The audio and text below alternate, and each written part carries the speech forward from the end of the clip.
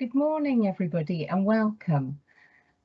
We will make a start, quite a lot to get through today, so I'll just go over some housekeeping bits before we start. So my name is Karen McFarlane, and I'm the Policy Officer for Poverty and Vulnerable Children at Children in Wales, and I'll be chairing today's session. Now, before we begin, there are just a few items of housekeeping. So firstly, the webinar will be recorded and will be available to view on our website.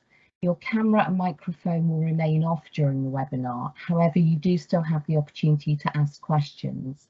So I would encourage you to post any questions as we go along into the chat, and I'll then put these to our speaker during the Q&A session towards the end of the webinar. Because of this, can I ask that we only use the chat for the questions? Thank you. I'd also like to confirm that we will send everyone an email with a link to today's slides, along with a link to the recording, and we aim to get these to you within a week or so, so you should have them by midweek next week. And please feel free to share the links with your colleagues and your networks. And finally, towards the end of the presentation, we'll post an evaluation form into the chat. There are just 5 questions, and can I ask that you all take the time to complete this? Your comments are really important to the future of our webinars, and they help us to identify if they're useful and how they're useful as well. So welcome to the first session in our Children's Rights thematic webinar series. Each of our 6 sessions in this series will focus on different areas that either provide opportunities for or are barriers to realising children's rights. Whilst we've made great strides in Wales in adopting and implementing the United Nations Conventions on the Rights of the Child, we do need to do more in a number of areas, and one of those areas is poverty. So for children and young people living in poverty, many of these rights are just not being met, and poverty contravenes a number of articles laid out in the UNCRC, and particularly relevant to today's topic are Articles 24 and 27, which include the provision of adequate and nutritious food. So today I'm delighted to welcome Susan Lloyd-Selby from the Trussell Trust. Their vision is for a nation without the need for food banks, and Susan will give an overview of food banks and share findings from their research, and then look at actions needed to reduce and prevent the need for food banks. So welcome, Susan. Good morning, and thank you so much for giving me the opportunity to come and talk about this important issue. I set up a food bank actually 10 years ago, thinking at that point that we might be needed to support just a few people here in my local authority for a few years when times were hard. And here we are 10 years later, having provided over 35,000 emergency food parcels. So I want to start just by talking you through exactly what our food banks do, just in case any of you are unfamiliar with that. So we support a network of more than 1,200 food banks across the United Kingdom. 112 of those are here in Wales, and together we provide emergency food and support to people locked in poverty, as well as campaigning for change to end the need for emergency food provision. Last year in Wales, our food banks issued over 131,000 emergency food parcels, and since 2016, the Trussell Trust network here has experienced a 35% increase in need.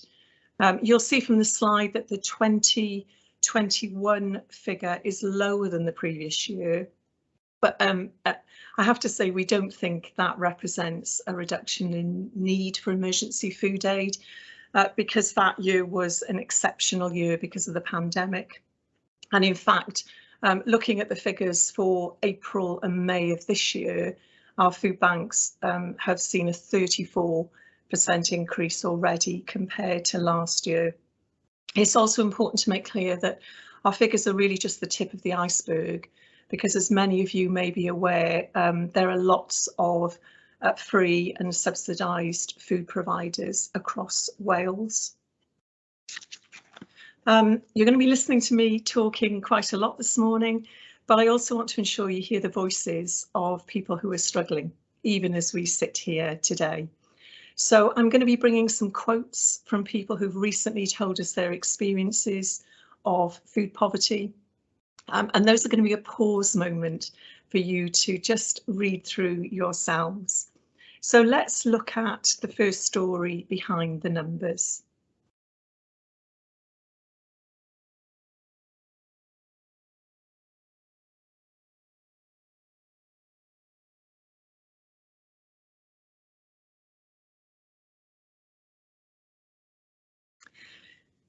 So with so many people relying on food banks here in Wales, how do they work? Well, food banks rely on food that's given by the public through various donation points across local communities. People in crisis are referred through an electronic referral system or given a voucher by local referral partners. That might include citizens' advice, social services, care and support agencies, etc. And across our network, food banks are working with over 60,000 referral agencies. And that referral process is important because professional agencies and staff are best placed to know if an emergency food parcel will benefit someone.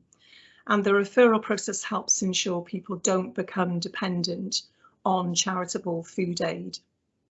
Our teams check to make sure people are accessing advice and support for their financial crisis. And if that's not the case, then they signpost them. In case you're unfamiliar with what's in a food bank parcel, a standard parcel contains 3 days worth of food, but it really depends on the food bank's opening hours. So if a food bank's opening once a week, then they'll give 7 days worth of food to somebody. And there's no limit to the number of times someone can be supported. We ask food banks to talk with referral agencies to make sure people are getting support with their crisis. And we also ask them to walk with that individual through their crisis for as long as it takes to provide them with support, as long as they have the food to do that. We also check with nutritionists to ensure that parcels remain nutritionally balanced, but it's important to highlight that they're really intended as a short-term crisis measure. While most people only need our support a couple of times a year, it's also true to say that some policy decisions do put people at risk of longer-term reliance.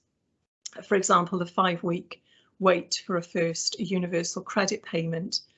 So many food banks supplement their basic parcel with an offer of fresh food.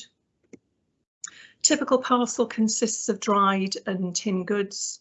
So what you're looking at now is a standard picking list. It's the starting point for food banks, but most of them will provide lots of extras to go with this. And I also want to emphasise that food provision is not the answer to poverty, but it's clearly often critically important for people who are in crisis at a moment in time and don't have enough money to put food on the table. Let's just look at this other story behind the numbers.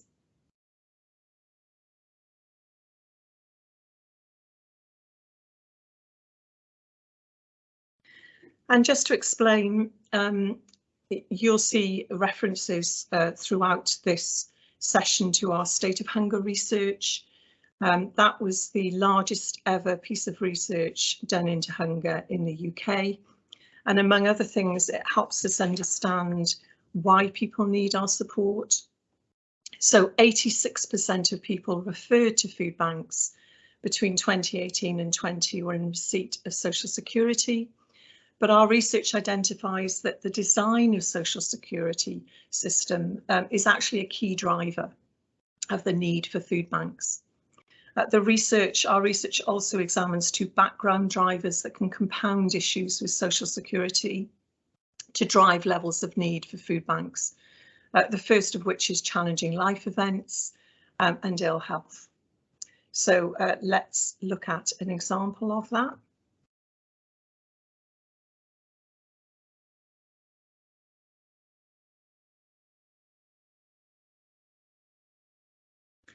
And the second is a lack of local support for people.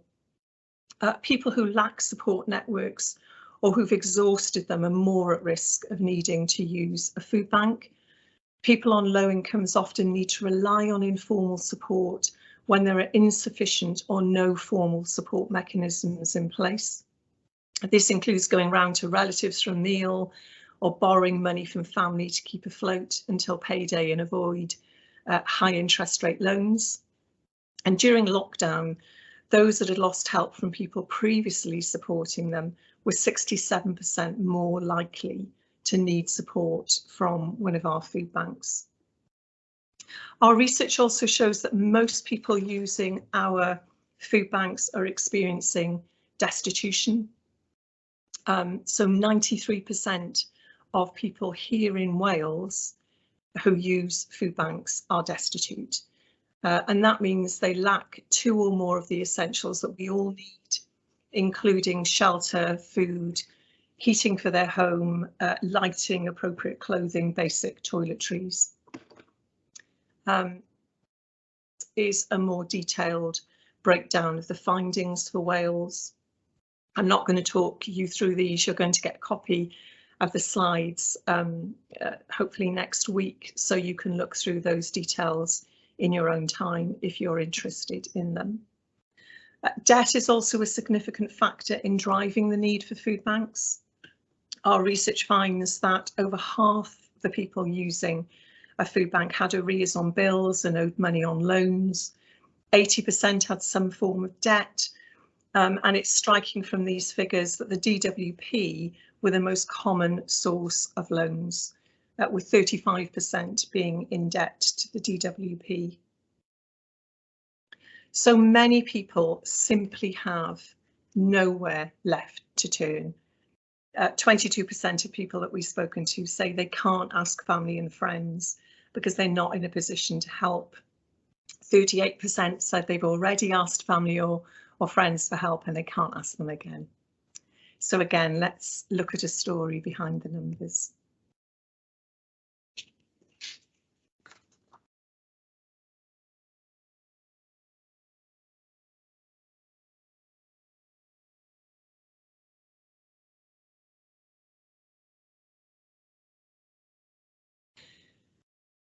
And let's move on to consider who's most likely to need a food bank's help in Wales.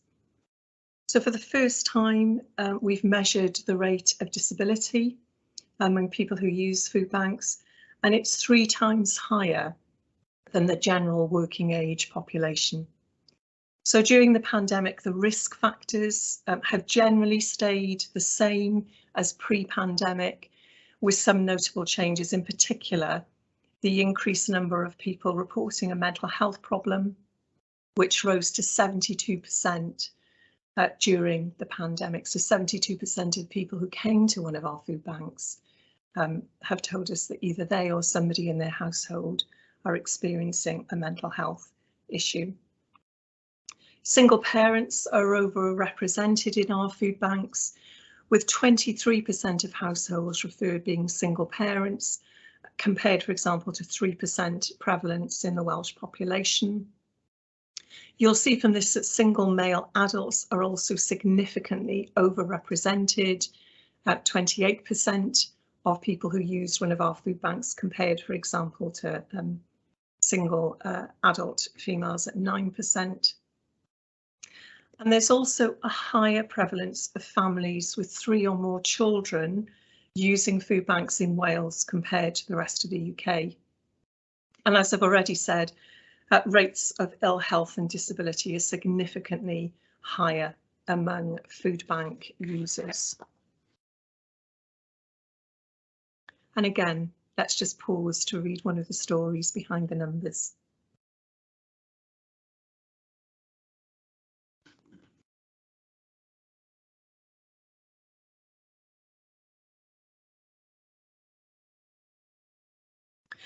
So just to summarise how Wales compares to the rest of the UK, people using food banks here are more likely to be younger, homeowners, working either full-time or part-time.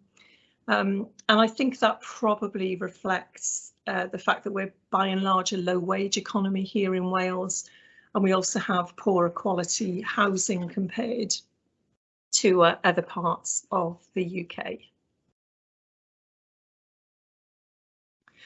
And let's just hear Anita's story.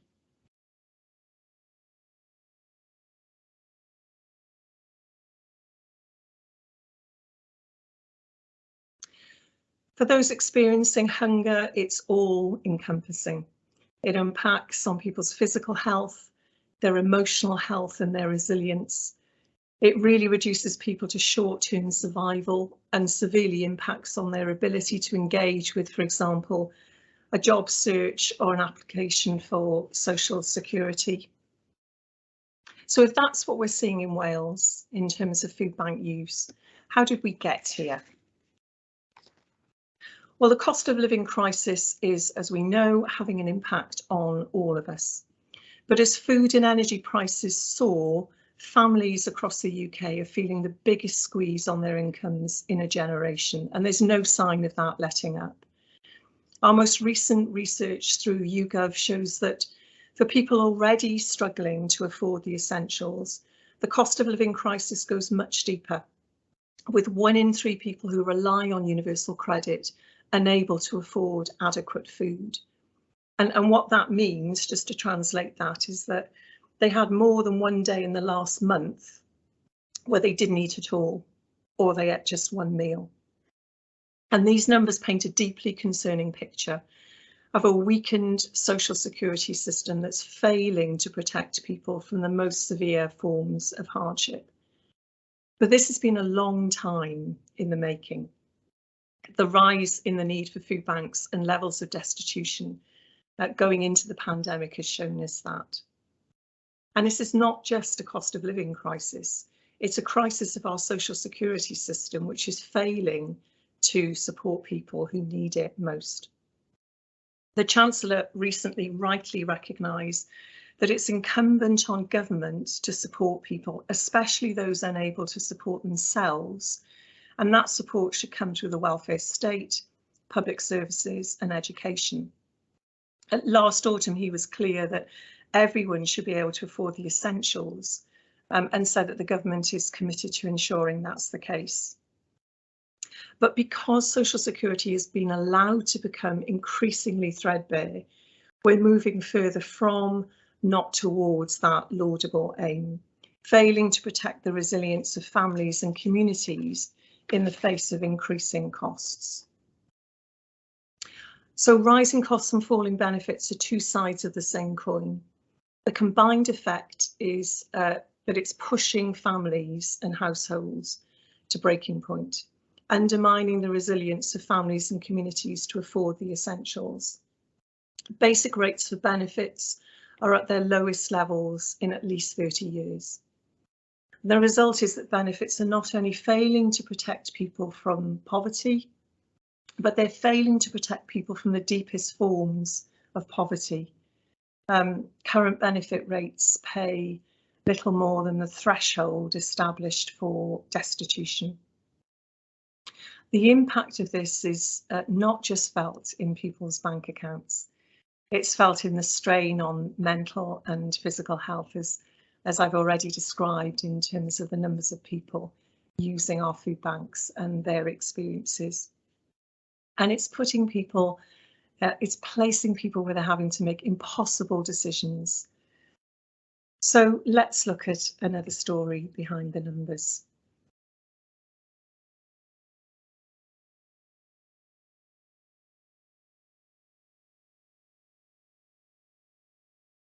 So our view would be that charities should not be expected to plug gaps in the social security system. We would say that governments must act to prevent further escalating hardship. So what will help reduce and prevent the need for food banks and emergency food provision? So if we go back to when universal credit was first rolled out, its stated intention was to provide people with the confidence and security to play a full part in society. And by uplifting universal credit by £20 during the height of the pandemic, we've seen that the government is able to invest in universal credit so it can deliver at scale and speed for people facing severe and sudden financial hardship. In our view, another short-term response, while it might be helpful, will not be sufficient. Universal credit needs to be reformed so that it acts to pull people out, not push them into debt and destitution.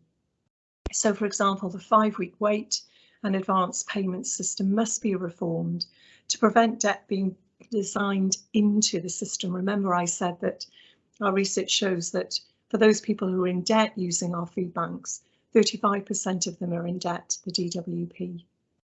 And we think that needs to come alongside wider action to ensure that no one is at risk of destitution, and that no one should be in a position where they're having to repay unaffordable government debts. Political choices have got us here and they can get us out. So, for example, the 2-child benefit cap is a political choice which can be changed.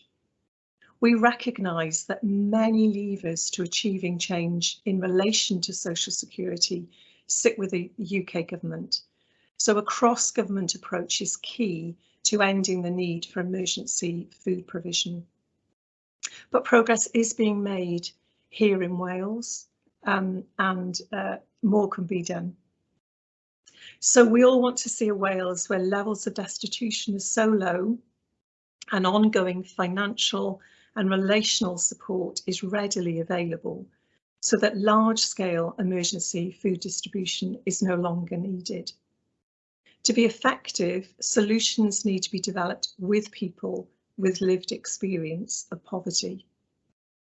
Welsh Government has developed a new draft charter for Welsh benefits, which some of you may have seen, which sets out principles for a Welsh benefit system that include a commitment to working with people to design and test approaches. And if implemented effectively, we think that that can provide a useful platform from which wider participation could be built.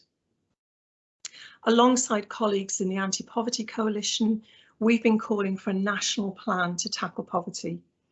And in the Trussell Trust, we believe this is critical to reducing and preventing the need for emergency food.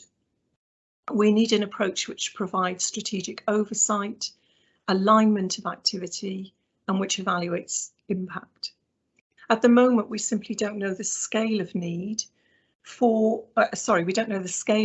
or reliance on emergency food aid in Wales. You recall I said at the beginning that our figures just present the tip of the iceberg because there are so many other providers in Wales. And we think that working through a national plan should help us ensure an integrated approach, which would include working with emergency food providers to map current need so we understand the scale of the issue, ensuring research and data are being used to target advice initiatives and maximise uptake of financial support, and profiling people who are most at risk of reliance on emergency food, identifying any specific barriers that they might face in accessing advice and support. It's important to acknowledge that Welsh Government has introduced some helpful mitigations. So, for example, the Winter Fuel Support Scheme and the commitment to free school meals for primary school children.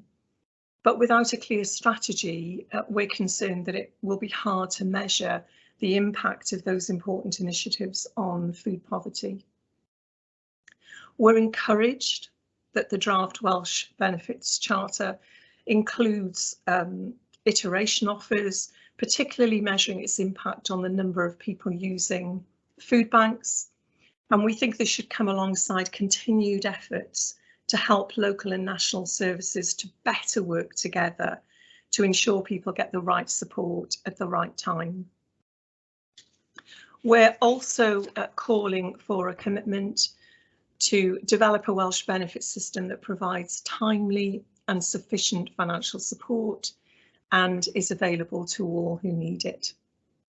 The draft Welsh Benefits Charter sets out a commitment to developing a single point of access for Welsh benefits, which it is potentially transformational in terms of increasing financial inclusion.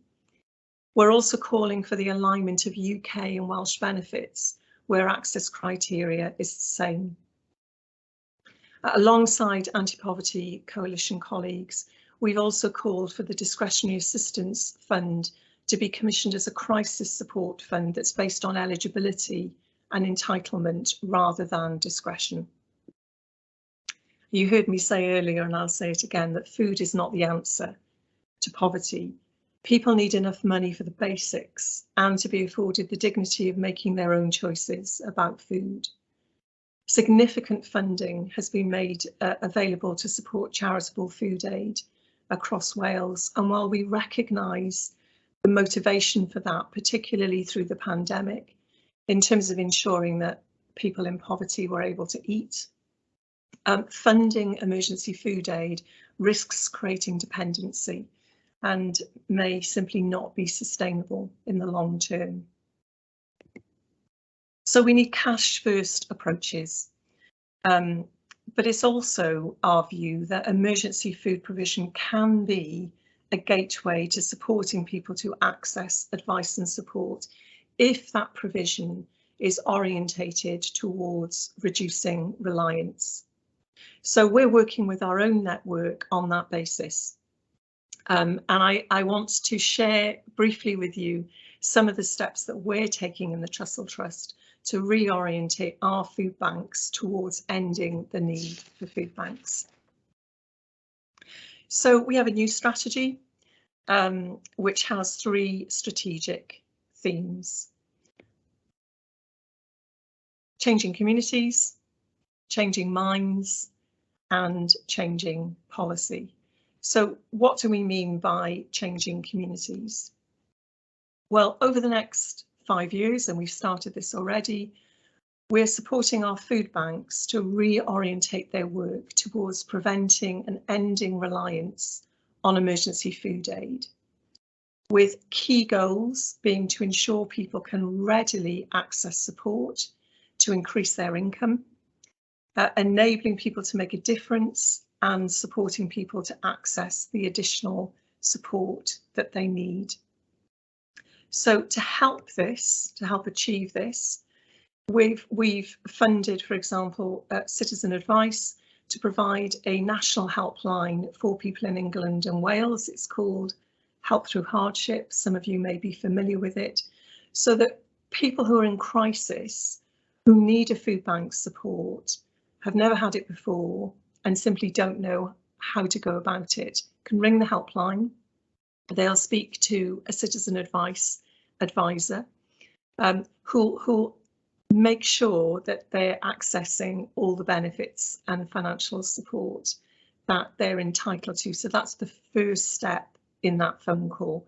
And then they'll also make a decision with that person whether or not they need support from a food bank. But the priority is, let's make sure you're getting all the money that you're entitled to, rather than automatically referring you for food aid. We're also rolling out a financial inclusion programme to expand some of the work that's already happening within the network, and also to fund some new initiatives. So we're working with a group of trailblazing food banks, we're calling them Pathfinders, who are developing new ways of working to end and reduce local need, with a focus on participation and reviewing referral pathways to make sure that it's as easy and accessible as possible for people to get advice and support with their financial crisis.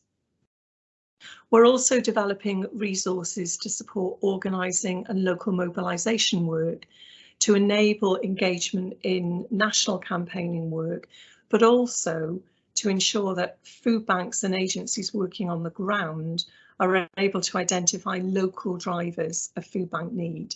And so that what we're able to do is increase capacity within the food banks to develop those local campaigns to address local issues. So just to give you some examples, we've been funding food banks, for example, in Carmarthen, Abergele and Prestatyn, to expand or develop new debt advice services attached to their food banks. We've provided financial support in North Wales for Arfon and South Gwynedd food banks to increase local specialist debt advice capacity. We're funding in-house welfare advice support in Swansea Food Bank, training to support improved signposting to expert advice in the Vale of Glamorgan. And all of that should be in place. Some of it's in place already, actually, within the next 6 months. And those are just some examples of where we're trying to build capacity around our food banks to ensure that people are able to access the advice and support that they need, because we recognise that advice and support services have also been under significant pressure during and through the pandemic. So although those initiatives are relatively new, we're already beginning to see some impact. 28% of the food banks in our networks now provide some form of financial inclusion. 21,000 people have been supported through our Help Through Hardship helpline to access benefits that they're entitled to and previously weren't claiming, with an average increase of £3,000 per person. And let's move on. I could talk about this all day, but let's move on to talk about our second strategic theme, which is changing policy. So I'm sure we all understand that government decisions can have a huge impact on people in poverty. And we're using the evidence gathered through our food bank network to drive policy change that will make sure we're helping to shape a future where no one needs to use a food bank. So our goals in this area of work include ensuring the benefit system provides adequate support, to secure cross-party support for policies that protect people from destitution, and to support people with lived experience of poverty to play a central part in driving the agenda and informing those policy decisions. Some examples include working with partners to develop national campaigns. So some of you will be familiar with the Keep the Lifeline campaign that we ran alongside others to try and encourage the government to retain the £20 uplift to universal credit. And here in Wales, examples would include the Anti-Poverty Coalition's work around key areas such as free school meals and increased flexibilities in the Discretionary Assistance Fund.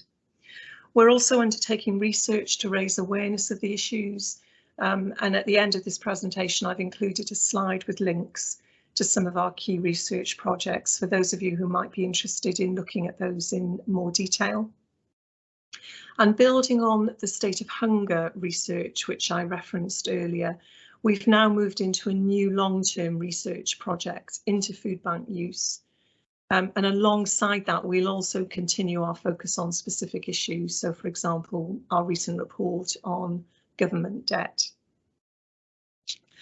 Over the last year or so, the impact of our changing policy work includes the 6-month extension of universal credit uplift from March 2021.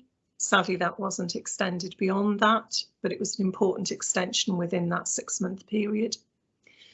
Some of you may be aware that there's also been an all-party, an APPG into ending the need for food banks, and we're providing the secretariat to that APPG at Westminster, and a report into the impact of ending the £20 uplift to universal credit has been an important finding that we've been feeding into the work of that APPG already. So finally, if we move on to our last strategic aim, which is changing minds. Polling indicates that 49% of adults think that poverty is one of the most important issues in the UK at the moment. And we know that lasting change happens when wider society thinks and acts differently about an issue. So we're building understanding and empathy about the drivers of food bank use and calling greater numbers of people to take action.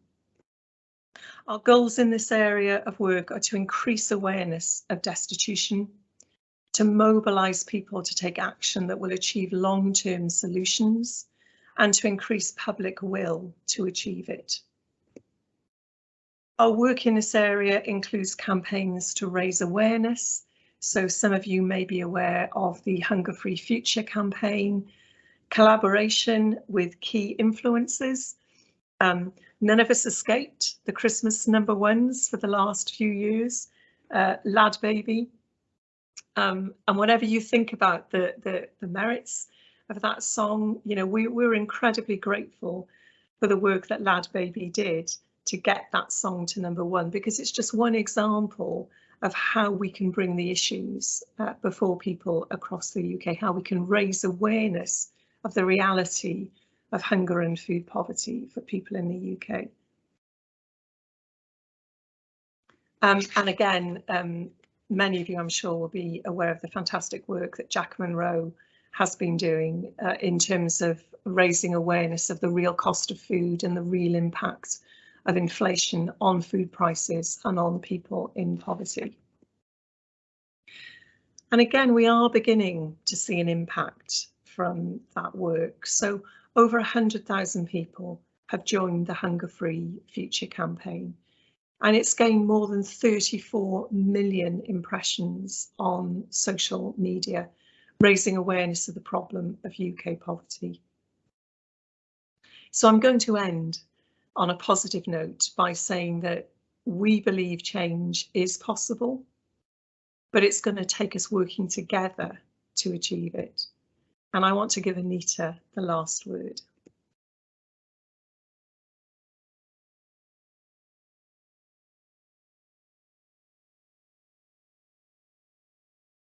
In fact, I'm going to read it. We need to get rid of food banks. We need change, a real living wage, benefits that reflect the cost of living, more social housing. Poverty doesn't discriminate. It can and will single you out through no fault of your own. We need to bring people together to think about whether this is the life we want and how we can change it. It's the community that can influence change. Thank you.